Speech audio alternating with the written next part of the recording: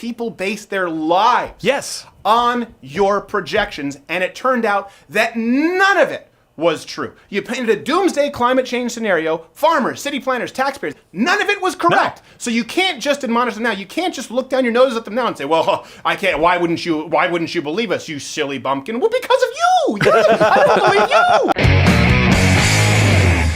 Question of the day. Was there can you pinpoint an exact moment when you started sort of tuning out the progressive left's climate change alarmism, or was it more of a gradual thing? Now, comment below. I do want to hear from you guys. Now, first off, let me preface this. Of course, I am in no way a climate change scientist expert, nor do I claim to be.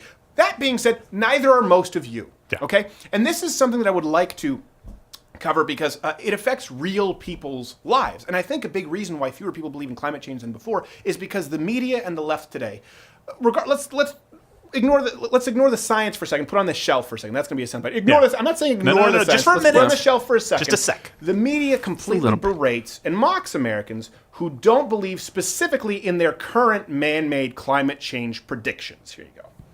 So when it comes to deniers, I claim they're a problem. When President Kennedy set us on a course for the moon, there were a number of people who made a serious case that it wouldn't be worth it. It was going to be too expensive. It was going to be too hard. It would take too long. But nobody ignored the science. Today's Congress, though, is full of folks who stubbornly and automatically reject the scientific evidence about climate change. Not really. There's that Gallup poll that came out last month, which found 1 in 4 Americans is skeptical of all the effects of climate change and thinks this issue's been exaggerated. Who gives a Okay, so it turns out that Americans, it's actually dropped by about 4% in the last 2 years. Yeah. Americans who believe in man-made climate change. So let me explain to you why I think this might be the people. Again, we're putting the science on the shelf for a second, the totality of the science. But what does matter, I think, with a lot of Americans, if we're going to berate and admonish them, is a lot of these Americans live in middle America, okay? Particularly in the Great Lakes states. And this is something, I lived through this. I'm from Michigan. The alarmism at that point, people were scared to high heaven by the climate change progressive left that the lakes were going to dry up very quickly. Lake Michigan, when measured just a few weeks ago, was at its lowest depth in any measured time in recent history. What we're seeing in global warming is the evaporation of our Great Lakes. It's a scary thing. He also enjoys a good leisure suit. So, and here we have an article from USA Today. I remember this article. I think it was in 2012, 2013. They said it would take decades of rain, heavy rain, just to return to normal, okay? It took 2 years. 5-6 years later, record levels. Record levels. Here's something I want people to understand. If you were wrong about this, and you told the rest of America in 2012 and 2013 that they were all unequivocally wrong, if they didn't wholesale 100% accept your premise, you chastise them. Well, where are we now? Lake Superior is already near record high levels. By May could reach a record that was set in the mid-1980s. Lake Erie could reach record highs later this spring. Lake Michigan and Huron also expected to be much higher, much higher than historically normal levels. It only took a few years to get to significantly higher than normal levels. And I remember this because I was in Michigan, and my grandmother-in-law in 96 has beachfront property that's been in the family for decades. Beautiful place. And they were saying, "Oh man, remember they said, oh, there's the beach now. You can see it. You can see how far out it is. It's all used to be covered in water." And then the water level rose so much they lost their beach chairs.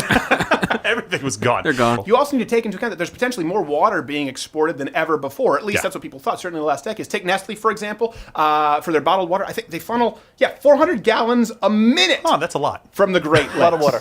Okay, 400, and it's not like, for example, at one point, if you had a well, or if you were taking water from Lake Michigan, you lived in Michigan, if your filtration system went through the ground back into the lake. No, this is water that is 400 gallons a minute being taken out of Lake Michigan and shipped to Texas. It's not going back into the lake. Record highs. Record highs. By the way, hit the notification bell if you're subscribed on YouTube, because apparently notification subscriptions don't mean a whole lot. Bookmark the page. Join Mug Club, ladderscudder.com/mugclub if you haven't already, and subscribe on iTunes. Give us a rating. Here's the thing.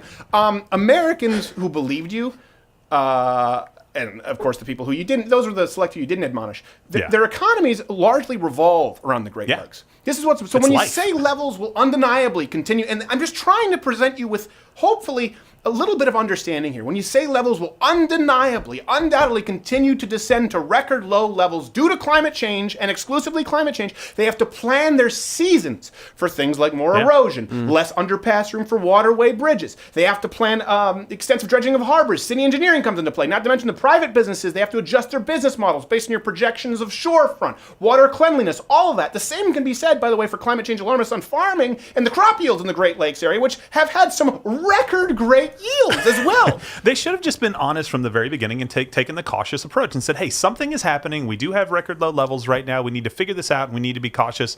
And instead they went way over and said, oh my God, they're going to disappear. The world is going to end. Here's the thing. The important thing is that it didn't happen. It didn't happen. We're at And it this point doesn't now. mean, and I get it, doesn't mean that all climate science is bunk. No. That's not what I'm saying. No. But what you do need to take into account here is that people base their lives Yes. on your projections, and it turned out that none of it was true. You painted a doomsday climate change scenario. Farmers, city planners, taxpayers, they believe none of it was correct. No. So you can't just admonish them now. You can't just look down your nose at them now and say, "Well, I can't. Why wouldn't you believe us, you silly bumpkin?" Well, because of you. I don't believe you. You lied last time. You don't probably believe lied science? again. No, not This is like all the science. Fire Festival Just all over you. again. Yeah, this is the Fry Fest. This is Fry Fest too. I mean, like, Or Fire Firefest. I believe science. I don't believe politicians because, I mean, what exactly has the left not tried to claim is because of climate change? Legal It's true. immigration, refugees, climate change.